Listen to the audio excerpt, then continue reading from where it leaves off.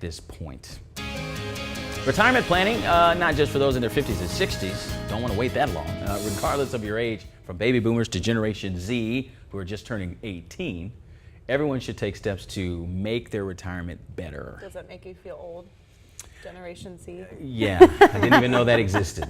Our financial expert, Andy Mattingly, is in the studio now to explain what each generation should be doing for retirement right now.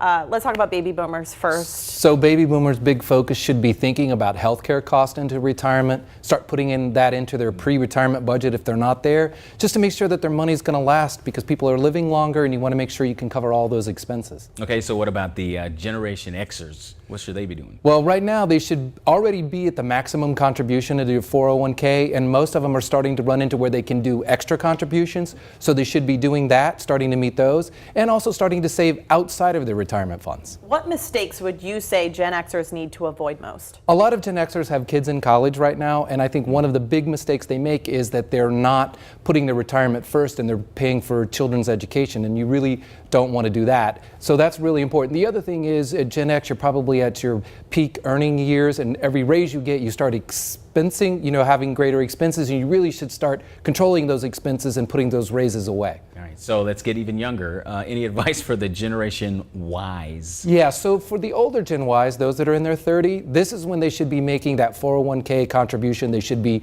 meeting that maximum that they can do. And they also should start putting a budget together so that they can start paying off some of their other debt that they need to get paid off. People in their 20s, though, what should they do? So 20s, these are the kids that, just starting out. They should make sure that they get enrolled in the 401k plan. They should be at least the company match so that they're trying to get towards that 10%.